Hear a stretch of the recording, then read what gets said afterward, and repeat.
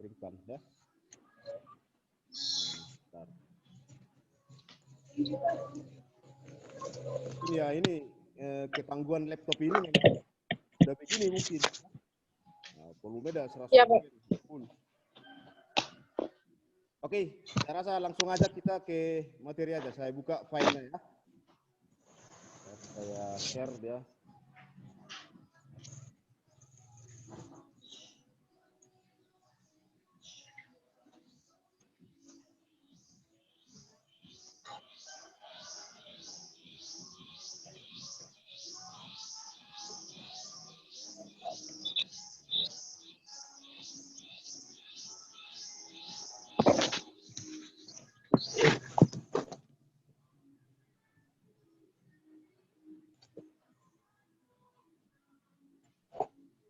Bisa diperhatikan di laptopnya atau di handphonenya. Bisa, Pak. Ada topik materi itu Bapak buatkan di sana. Menggambar rencana pondasi dan detail pondasi dengan sketch. Ya. Ini sebelum kita coba gambar, yang perlu kita pahami dulu pengertian. Gitu. Nah, kemudian pembagian pondasi itu apa saja yang bisa dilakukan pada sebuah bangunan gedung. Ya. Nah, jadi dengan keterbatasan daring kita, ya tolong sikap kita dengan seksama lah memperhatikan waktu yang ada.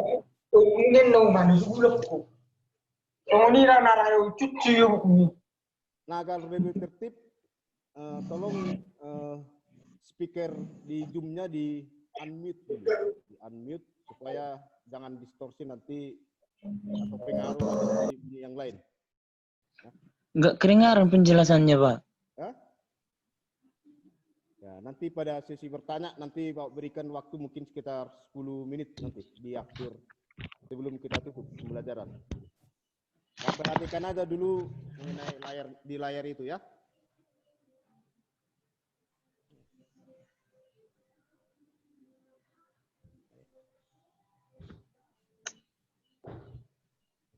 Nah, topik yang pertama ya, pengenalan denah pondasi. Nah, pengertian itu Bapak tuliskan di sana. Pondasi ini sering juga disebut sebagai struktur bangunan bagian bawah, yang artinya konstruksi yang terletak di bawah permukaan tanah yang berfungsi mendukung seluruh beban bangunan di atasnya dan meneruskan ke tanah di bawahnya. Itu pengertian pondasi secara umum ya. Nah, jadi kalau salah rancangan pada pondasi mungkin mengakibatkan nanti struktur atau efek negatif pada struktur bangunan itu sendiri ya. Beban bangunan itu terdiri atas dua ya, ada berat sendiri bangunan dan ada beban hidup atau beban manusia. Nah, jadi pengertian ini bagaimana kan itu? Nah, sesuai dengan pengertian tadi, pondasi itu adalah mendukung seluruh beban bangunan di atasnya. Gitu. Nah, beban bangunan di atasnya itu apa saja? Itu ada dua. Ada berat sendiri bangunan. Nah, ini berat sendiri bangunan ini mungkin terdiri dari beberapa struktur ya. Ada struktur bawah, tengah, dan atas. Nah, struktur bawah apa saja? Saja. Pondasi itu sendiri. Dari pondasi itu mungkin ada dua jenis, ada pondasi langsung atau tidak langsung, atau pondasi dangkal dan pondasi dalam. Nah, terkait dengan tugas wajib yang Bapak berikan, itu adalah rancangan untuk pondasi langsung atau pondasi dangkal. Nah, bangunan yang kita rencana itu tipe satu lantai.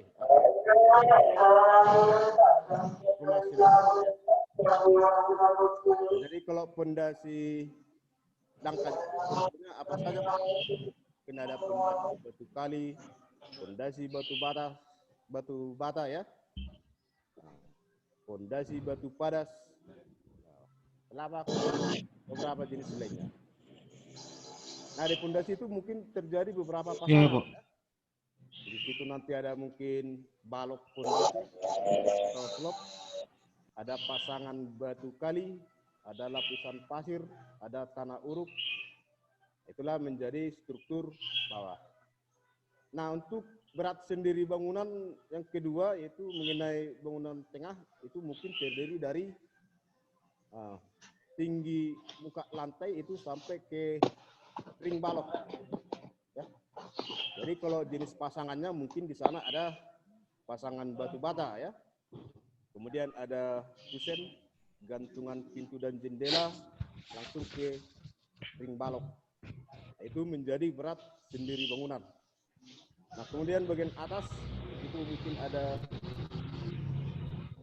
rangka atap, ya, penutup atap, ada lisplang, ya, ada plafon, dan rangka gantungan plafon. Itulah menjadi berat sendiri bangunan. Nah, sedangkan beban hidup ini diperuntukkan rincian per manusia itu dalam pemasangan atap itu bebannya 100 kg.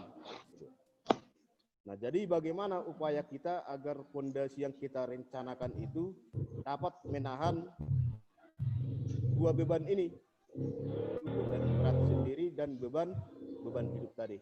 Nah, terkait yang Bapak terangkan tadi. Ya. Oke, saya next ya. Nah, perhatikan pada kursor Bapak ini ya. Baik dan kuatnya suatu bangunan sangat tergantung dari konstruksi pondasi. Dengan demikian, pembuatan pondasi harus diletakkan pada tanah yang baik. Selain itu, mengingat letaknya yang berada di dalam tanah tertutup, maka pondasi harus dibuat kuat, aman, stabil, awet, dan mampu mendukung beban bangunan. Karena kerusakan pada pondasi akan sangat sulit untuk diperbaikinya. Karena konstruksi pondasi yang kita rencana itu bersifat permanen. Jadi kalau salah perencanaan, maksudnya salah perencanaan, misalnya ya, bentuk yang tidak sesuai, ya, kedalaman pondasi tidak mencapai kondisi tanah keras, lapisan-lapisan setiap pondasinya tidak sesuai, atau campuran spesi yang ada pada pondasinya tidak sesuai dengan standar, mungkin mengakibatkan beberapa hal ya. Nah, itu makanya salah satu faktor utama dalam membangun sebuah bangunan gedung adalah basement pondasinya ya. Oke, saya lanjut aja dulu ya. Pengenalan dengan pondasi ya. Kerusakan-kerusakan akan selalu diikuti oleh kerusakan-kerusakan pada bangunan atasnya.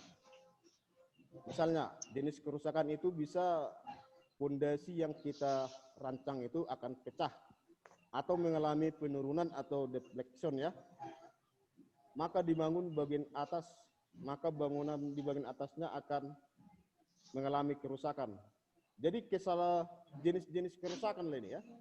Jenis kerusakan yang diakibatkan jika pemasangan pondasi itu tidak sesuai dengan standar pembangunan. Dapat berupa yang pertama, dinding akan mengalami retak dan miring.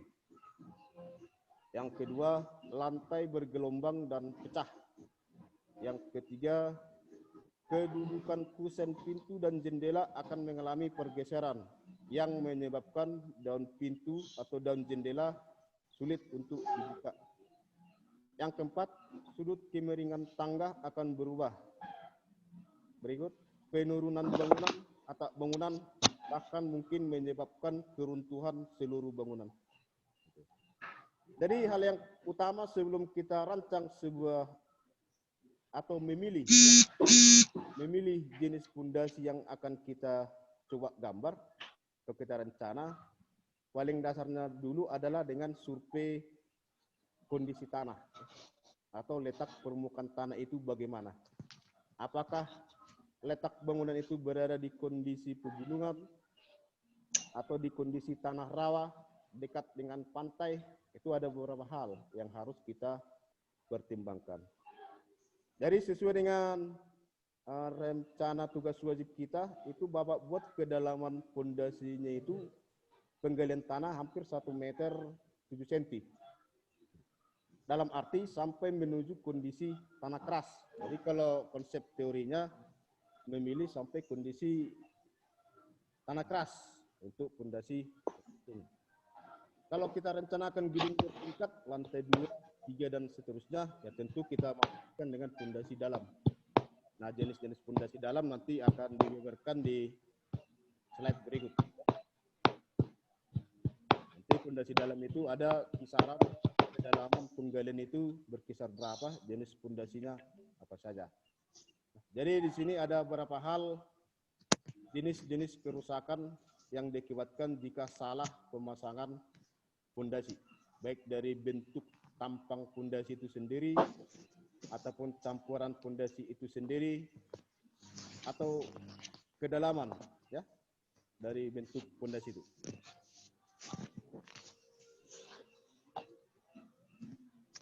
Nah, coba diperhatikan pada layar ini pengenalan dengan fondasi ya.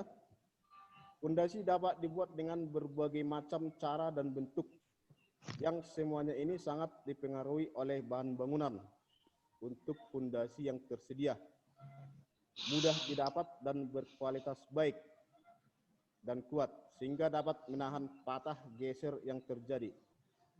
Jadi ini beberapa pertimbangan yang harus si perencana pikirkan gitu, dalam merancang atau menggambar atau juga memilih jenis fondasi yang akan kita terapkan pada bangunan itu ya. Nah, dikatakan di sini ada beberapa hal. Yang pertama, fondasi itu harus dapat menahan berat bangunan. Yang kedua, jenis tanah dan daya dukungnya, fondasi harus diletakkan pada tanah yang mempunyai daya dukung yang baik. Dalam arti sampai menuju kondisi lapisan tanah keras ya. Yang ketiga yang perlu kita pikirkan adalah alat pekerjaan. Alat pekerjaan untuk menggali. Jadi bisa kita pergunakan secara manual dan bisa kita pergunakan dengan alat berat ya. Ekskavator bisa kita pilih atau juga dengan cara penggalian secara manual. Nah, dengan cangkol ini ya. Dan tenaga kerja yang ada. Yang berikut lokasi dan situasi proyek tempat pekerjaan.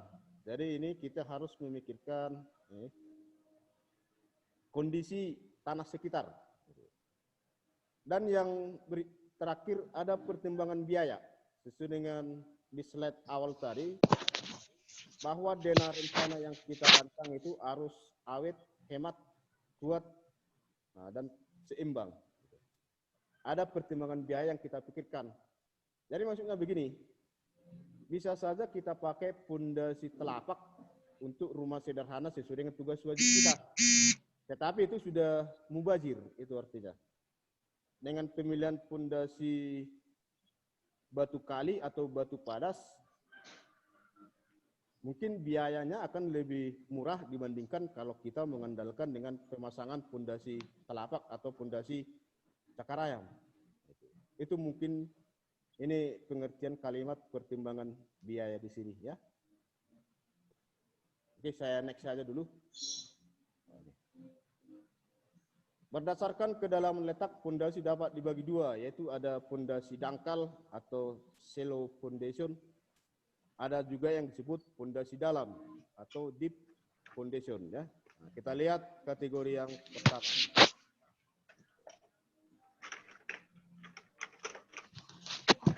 Fondasi dangkal ya. Nah, pengertian ada di sana ya. Nanti bisa kalian baca ulang lagi di slide kita atau materi yang Bapak kirimkan barusan. Nah, fondasi dangkal adalah jenis fondasi yang dasarnya masih dikerjakan dengan alat sederhana. Nah, dengan tenaga manusia, terletak tidak terlalu dalam dari permukaan tanah asli. Nah, jenis-jenis fondasi dangkal itu ada 4. Ya. Ada fondasi menerus, ada fondasi setempat, ada fondasi gabungan, ada fondasi plat. Jadi ada 4 jenis di sini. Berdasarkan bentuk. Jadi fondasi dangkal itu dapat dibagi atas 4. Ya. Ini fondasi menerus, fondasi setempat, fondasi gabungan, dan fondasi plat. Nah, kita lihat satu persatu ya. Nah, selain yang keempat ini, 1, 2, 3, 4, itu masih ada lagi, selain keempat macam bentuk pondasi di atas, masih ada bentuk pondasi lain yang merupakan temuan khas Indonesia. Itu ada disebut namanya pondasi cakar ayam, ada pondasi sarang laba-laba ya. Ini jenis pondasi yang kedua ini diperuntukkan jika kondisi tanah berada di tanah lunak atau tanah rawa ya. Jadi dekat ke areal sungai, danau atau laut. Jadi dua jenis pondasi ini bisa kita terapkan dengan beberapa pertimbangan yang tadi. Ada pertimbangan biaya, kekuatan, rancangan, alat, dan tenaga kerja untuk mengerjakan. Itu juga perlu kita pikirkan dalam memilih jenis pondasi ya. Oke, yang ke-7 ya. Slide 7.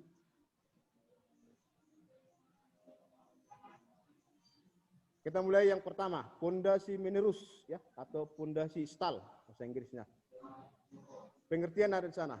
Pondasi menerus dipasang di bawah seluruh panjang dinding bangunan dengan lebar dan dasar sama besar. Pondasi ini dapat dipergunakan pada rumah tinggal tidak bertingkat. Kedalaman tanah antara 80 cm sampai 1,2 meter ya, atau 0,8 meter sampai 1,2 meter dari permukaan tanah aslinya. Jadi pondasi menerus ini ada beberapa macam lagi. Itulah yang kita sebut atau mungkin selalu kita gambar dan selalu kita temukan. Ada pondasi batu kali dan ada pondasi batu padas, pondasi batu bata ya. Jika kedalaman penggaliannya maksimal dia 1,20 meter. Itu bisa kita perhatikan. Nah, untuk contoh gambarnya bisa diperhatikan pada di sini. Ini jenis ini pondasi batu kali ya. Kalau di daerah kita batu kali kan agak sulit ditemukan. Batu kali itu disebut juga batu sungai ya. Nah, selalu yang kita lihat mungkin sehari-hari itu batu padas. Jadi bisa batu kali dan juga dengan batu padas. Kemudian pondasi beton bertulang. Ini juga termasuk pondasi dangkal. Nah, lihat, perhatikan bentuknya. Kemudian pondasi gabungan. Jadi kalau pondasi gabungan, di bawah pondasi batu kali ini dipasang lagi lantai kerja beton. Jadi artinya lantai kerja beton itu pengecoran beton. Jadi campuran antara semen, kerikil, dan pasir dengan tebal 7 cm ya. Ini. Itu disebut pondasi gabungan. Kalau pondasi batu kali, di bawah batu kali ini akan ada nanti as tampang kan itu, atau batu kosong kemudian lapisan pasir uruk.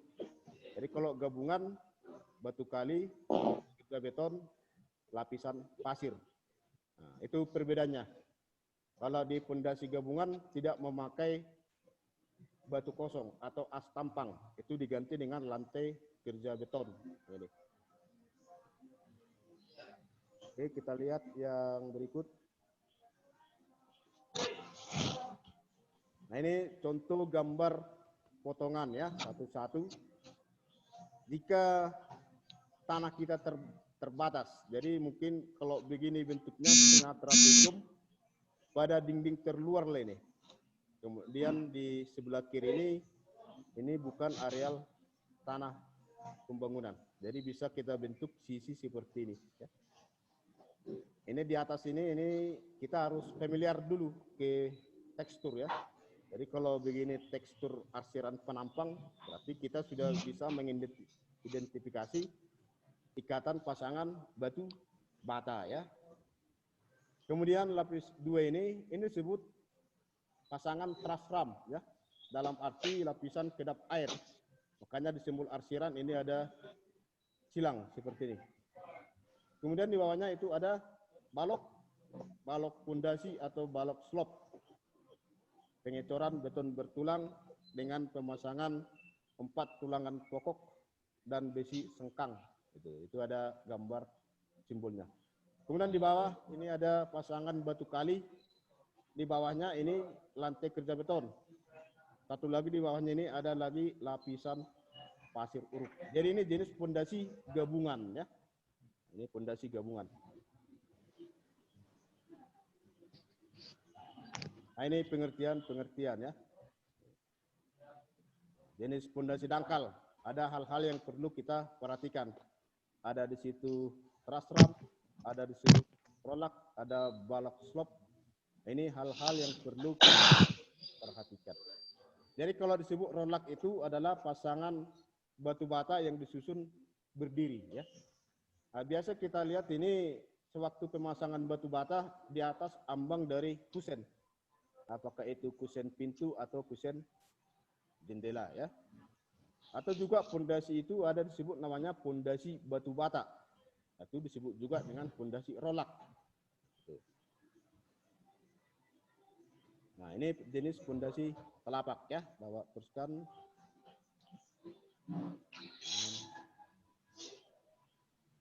Nah, ini menjadi rancangan kita.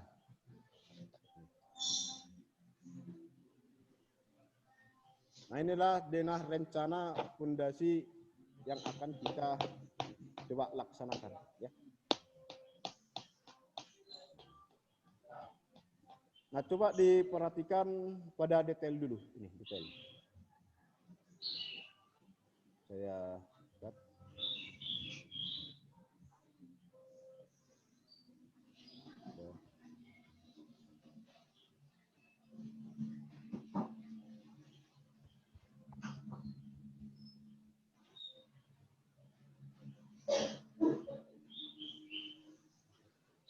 Nah, ini adalah denah potongan pada pondasi.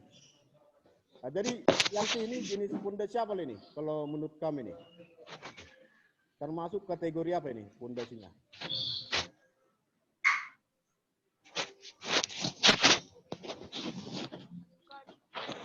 Ya. Kalau Hieronymus ini jenis pondasi apa ini? Kalau melihat potongan pondasinya. Halo.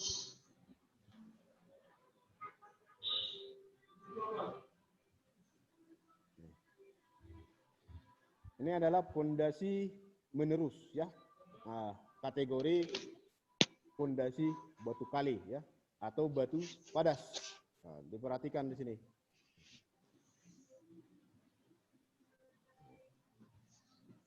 Mulai dari lapisan bawah dulu ya.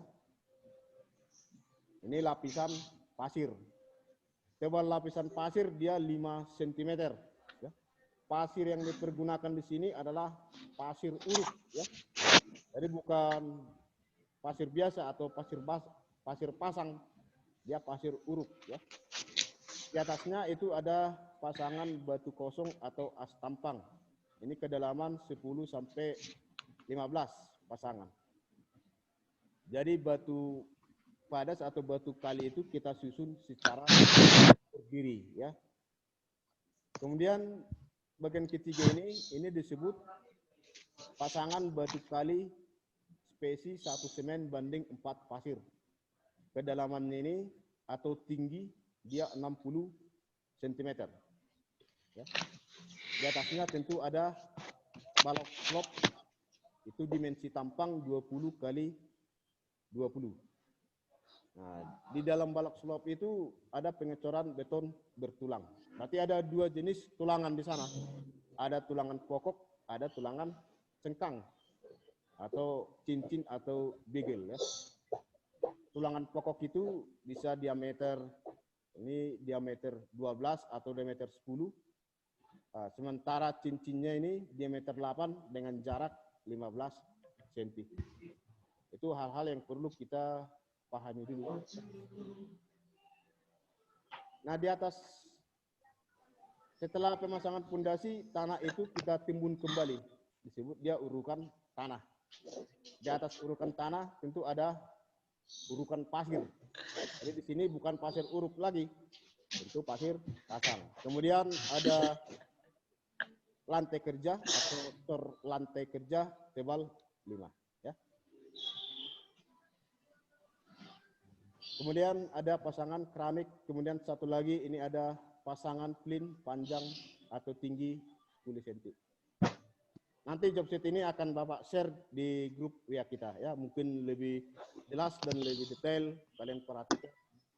Kalau ada hal-hal yang perlu dipertanyakan, silakan di kolom komentar WA nanti ya, saling sharing kita di sana. Apa yang perlu kita perhatikan atau kita pahami, bisa di sana. Baik, Pak. Nah, ini contohnya di sini ya. Buatkan. Jadi,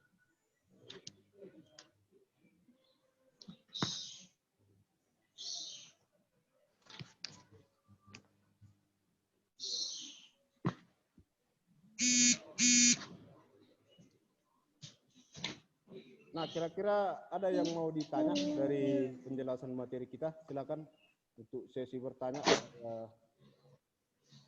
berikan kepada kalian ya.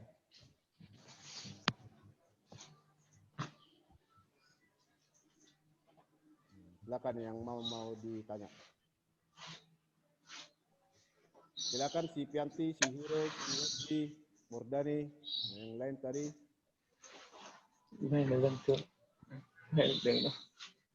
Ya silakan. Ada yang mau ditanya atau sudah paham semua ini? Bisa ditanya dari gambar ini, bisa. Iya, tadi jawab. Dari ya, Pak.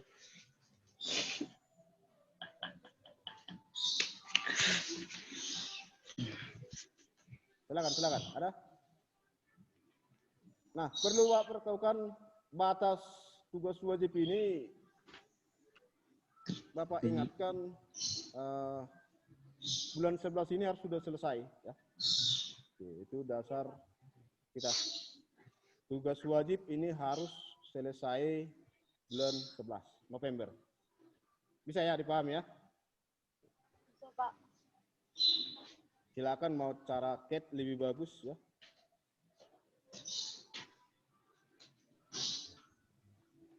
Ini kita akan gambarkan nanti tambahan tugas wajib dana rencana 1.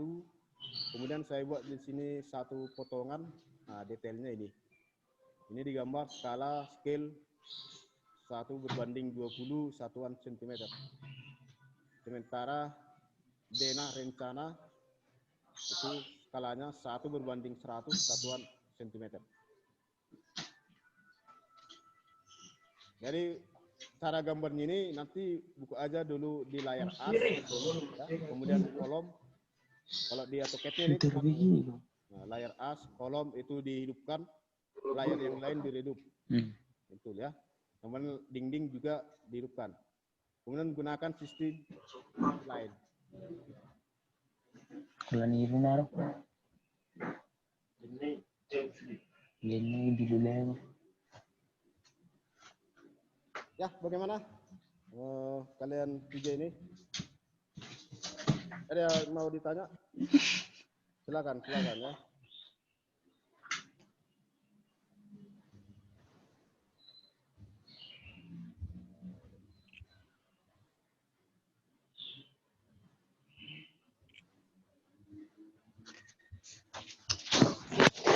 Si Hotbi.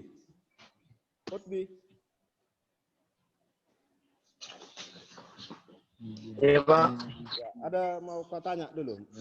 Kendala selama pengerjaan tugas bagaimana? Materinya bagaimana, bisa diserap atau ada kekurangan? Nah, silakan untuk waktu kita ini. Enggak, Pak. Ada. Si Pianti ada? Ada kendala? Apakah tugasnya terlampau banyak, Pak? Tolong dikurangin. Materinya terlampau sulit. Ya? Enggak, Pak. Ya. Atau materinya, Pak, terlampau sedikit, kurang banyak, Pak. Ya, kan bisa juga itu. Bisa saya tambahi, tugasnya bisa saya tambahi lagi. Tugasnya bisa saya perbanyak. Enggak ada? Enggak, Pak. Si Hieronymus ada mau ditanya? Kira-kira kendala selama pengerjaan tugas apa saja dialami?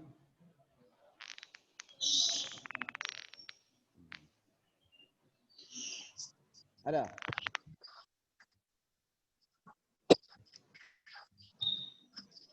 Halo, saya dengar.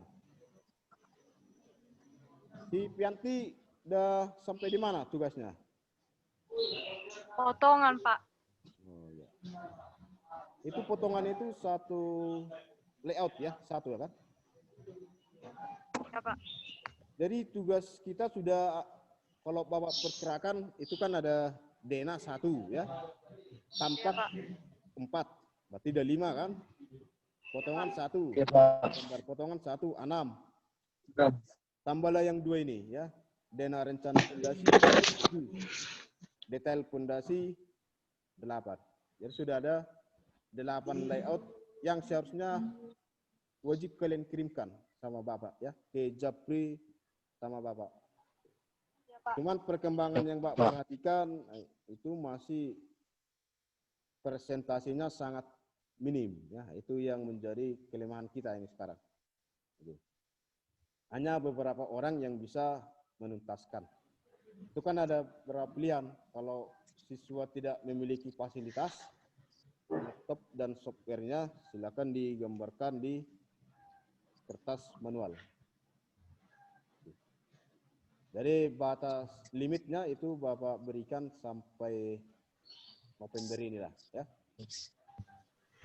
Oke, kalau tidak ada yang mau ditanya lagi, saya rasa waktu kita ini sudah limit ya. Oke, kita sudahi sampai hari ini materi kita. Tetap semangat belajar.